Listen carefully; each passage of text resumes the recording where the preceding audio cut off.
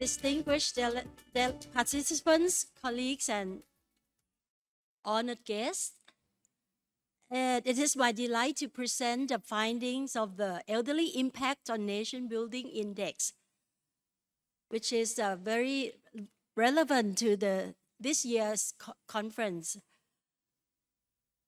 An initiative that seeks to reposition the role of older persons from passive care recipients to active contributors to national progress. As populations across the globe continue to age, this index provides evidence to support the argument that aging societies are not necessarily dependent societies, but rather can become wisdom-driven and civically resilient societies if systems are appropriately designed. The Elderly Impact on Nation Building Index, or EINB, is conceptualized to assess the extent and nature of elderly contributions across the three key pillars: economic productivity, social engagement, and political participation. The index aims to challenge outdated policy narratives that view aging solely through the lens of healthcare burden or dependency ratios, but by highlighting the elderly as a strategic demographic capable of sustaining and transforming national development. The index evaluates the elderly population's contribution through 16 indicators distributed across the following pillars. First one, economic dimension, assessing labor force participation and saving behaviors. Two, social dimension, including health expectancy, organizational development, and access to technology, political dimension, measuring civic engagement, political interest, and formal participation in public life. The tripartite structure recognizes that the impact of the older persons transcends economic activity and extends to civic, cultural, and institutional realms. The index includes 57 countries that met the data completeness threshold, allowing up to 20% missing values. We employed regression-based weighting to derive indicator coefficients based on their explanatory power regarding overall nation-building outcomes. This analytical process ensures that the index reflects not merely demographic representation, but functional contribution across the societal structures. According to the results, New Zealand ranks first overall in the EINB index, demonstrating exemplary integration of the elderly in both formal and informal national systems. Countries such as Japan, Canada, Australia, and the United Kingdom follow closely, characterized by robust elderly labor policies, national volunteering frameworks, strong representation in civic discourse. These high-performing nations have demonstrated that inclusive aging strategies are not only socially desirable, but economically and politically advantageous. Interestingly, countries such as Nigeria and Kenya, both categorized as lower middle income economies, ranked among the highest in the economic dimension. This paradox reflects the necessity-driven participation of older adults in informal labor markets. While this reflects resilience, it also highlights structural gaps in social protection and retirement planning. It is a crucial reminder that high contribution does not always equate to high well-being. Sustainable systems must balance productivity with protection. Thailand ranks 16th overall, positioning itself favorably within the upper middle income cohort. This ranking reflects Thailand's cultural respect for elders and institutional potential, but also reveals significant disparities across dimensions, warranting further policy analysis. In the economic pillar, Thailand ranks 26th.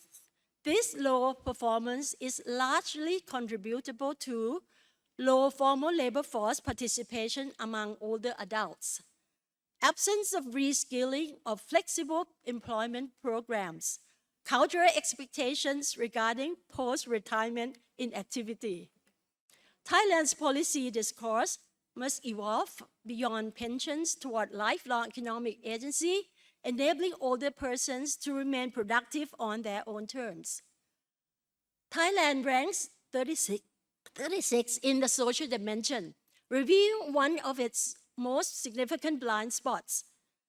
Despite the informal social roles played by older Thais as caregivers, temple leaders, and community anchors, these contributions remain unrecognized within formal metrics. The low ranking reflects underutilization of senior human capital in organized civic society, digital participation, and intergenerational platforms. This calls for a systematic re-evaluation of social participation in indicators. Conversely, Thailand performs relatively well in the political dimension, ranking 14th globally. This suggests that the elderly in Thailand are still trusted civic actors with relatively high voter turnout and community influence, particularly at the local level. However, political engagement remains informal and under-leveraged. Institutionalizing elder participation through local councils, consultative mechanism, and policy advocacy roles could further elevate their contribution.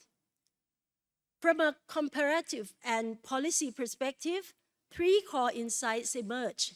One, high participation without support is unsustainable. Countries with high elder labor engagement must ensure equitable compensation, access to healthcare, and safe working environments. Two, social contributions must be recognized and incentivized. Informal roles must be made visible through national reporting support schemes and community recognition frameworks. Three, wisdom must be institutionally integrated. Senior citizens can play a vital role in governance, mediation, and value-based leadership if formal mechanisms allow. Based on Thailand's performance across all dimensions, we recommend the following. One, promote the elderly as civic and community leaders. Establish senior civic councils at sub-district levels to harness political interest and experience among educated older adults. Two, redesign elder employment models. Move beyond ages requirement, thresholds, and incentivize employment that aligns with older workers' strengths, particularly in knowledge-based roles. Three, enhance financial resilience throughout the life course. Promote savings culture under the banner of financial dignity, while reducing out-of-pocket expenses in elder care through targeted health coverage. Four, strengthen preventive health promotion beginning at working age. Evidence shows that healthy life expectancy is a policy outcome, not a biological given. Early investment in health behaviors can significantly improve outcomes in old age. The Elderly Impact on Nation Building Index redefines aging as a strategic phase in human life cycle. Countries that succeed in empowering their elderly populations economically, socially, and politically are those that embrace age as capability, not constraint. Thailand's current performance offers validation and opportunity. While cultural norms remain supportive, formal systems must evolve to match the country's demographic reality. In closing, the question we face is not whether we are aging. That is inevitable. The real question is, will we design aging into more future? Or will we let it unfold without design at all? The Elderly Impact on Nation Building Index gives us not only data, but direction. Let us act accordingly. Thank you.